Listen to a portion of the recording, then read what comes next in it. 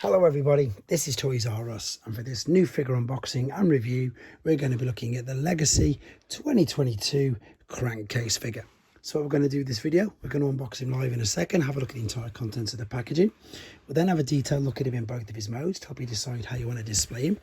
We can then of course do some comparisons with him and his original Generation 1 self, as well as looking at him compared to the original owner of the mould and indeed some other figures in the same toy line. Right, couple of things to do before we crack him open. Number one is thank Robot Recruits. That is the online UK retail shop where I purchased this from. And as you can see, they got him out to me nice and safely. The other thing is, of course, just appreciate the beautiful, beautiful artwork on these boxes. Now, again, the homage to G1 is brilliant. Unfortunately, this guy's really quite faded. This is an original one, but look, it's such a great piece of artwork. And indeed on the side we've got the bust there and the full robot on the back. We can see that it's going to take 14 steps to transform, and if you did want to scan this code, I wonder if it'd work if I held it close enough. Maybe you could scan the QR code yourself. Let me know if that works in the comments, and you can see the details on there as well. Right, let's open him up then. So I'm going to open him up from the bottom because it should be easier that way to get him out. Yep, looks that way anyway. So let's take him straight out of here. Now this is one of the guys that was really excited to see that was getting an update, because I'm a little not surprised. I'm not surprised at all. I was going to say just a teensy bit disappointed that he didn't have working cannons, because again the original was a trigger bot, and if you want to see that in a lot more detail, there's videos of that on this channel. So we've got the instructions there, and it looks like we've got his accessory at the back there. So what I need to do now then is set him free from there and come straight back to you. Okay then, so I've just set him free from the box and it's time to do some first impressions. And to be honest, I'm really quite shocked, because what I've noticed is he does actually have these little guns. Now, I don't know why I've just not seen these before. Now, again, whenever I do my reviews, I obviously have seen images of the figures, but I don't watch anybody else's, just again. So it's completely first impression. So I'm really pleased that they're there. Yes, they could be quite a bit bigger. And as I said, it would be nice if they did actually have the working trigger thing, but it's just nice to actually see them. I don't even think I've seen them in any of the promotional images. Oh yeah, you can just about make them out there, but again, I don't remember anybody even pointing them out. So articulation wise, the head is, and it does swivel all the way around. I thought it would be hindered because of this bit at the back, which you can tell is going to be the part of the bonnet in the car mode. So it even looks up and down. So you've got full rotation and articulation there. Shoulders is not a ball and socket, but it does go all the way around, up, down to the side. We've got the swivel, we've got the flexion, same in the wrist. We've got a waist swivel, hips, side, front, knee bend, ankle tilt and rock. Again, exactly what we'd expect, because we've seen the skids mold. With regards to paint apps, I love the silver and the turquoise in there. You can see it's quite reflective, and I suppose, yeah, you can maybe, no, they are better all tucked away. The accessories that come with him is the front bumper, or the front of the car, which can be doubled up as a blaster, which we'll have a look at in more detail in a second. And indeed, we've just got a darker, in fact, no, it's translucent, a translucent version of Skid's blaster as well. Right, that's some first impressions done.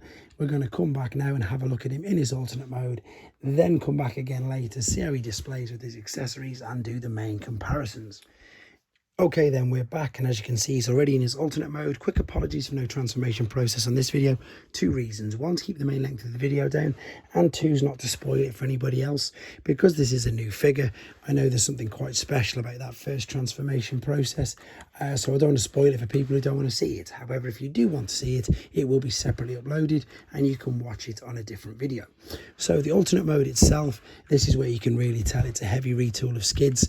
It's quite basic, and it does look kind of bland like this. You can see the wheels as I'm going. If I turn it side to side, oh no, it stayed this time.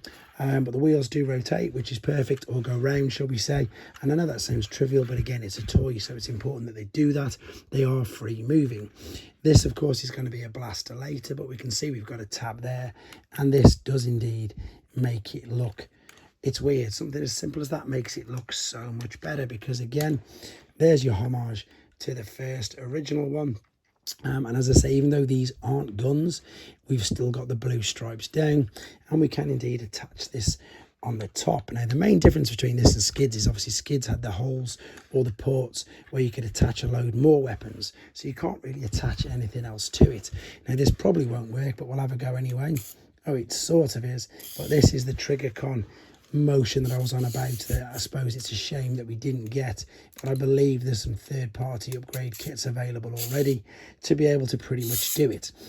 Otherwise, it is a good homage to the original. As you can see, there's not really much more to say about it. We've got the nice trims there. That looks like that's better to slip down as well. Not too impressed with that bit there, to be honest, but it looks okay. It's not too bad. The black is lovely. It's very reflective. Great use of the colour scheme.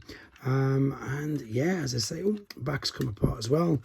It just clips together nicely though. So if they do come apart, nothing to worry about whatsoever. What I like about it is it's all tucked away neatly there. The only way you can really tell is by turning it upside down, and you can of course see his head. Otherwise, lovely little alternate mode, and indeed that looks really good. Right, let's come back for the final time then and see how he can display with his weapons. Okay then, back for the final time with him in his robot mode, and let's of course see how he looks with these accessories. So you can just pop the translucent gun in either hand, or indeed on the forearm, because you've got the 5mm pegs there, and I'm sure this is going to be brilliant when we want to start combining with fossilizers and things like that. Now what we've got here, we've got this part of the grill. If we fold this over like so, it looks like a double barrel, exactly that, blaster or shotgun, shall we say. So if we pop it in this, in fact it'll look better this way around. So when you're turning it from the side there, you can see that it does look exactly like that. From the front, the double blaster. Let's attach this in there as well, and you can see there's so much movement here, so he's very posable. This is him compared to the original owner of the mold, which was of course Skids, and as I mentioned earlier, the main difference is these ports on the side and the fact obviously he's much squarer. Now we've also had another use of the mold already, and here she's dire burnout. And again, I'm pretty sure we're going to get a crosscut, maybe even a reboost as well. So we're going to get a lot of use of this particular mold, but I'm sure you'd agree they do look really good. What I will do very quickly is just move her out of the way and then bring up the original G1 again. And as I say, what I'm going to do with this, I'm going to bring this up and bring these over. It's a shame these aren't much bigger. I don't know whether to leave it up or not, to be honest.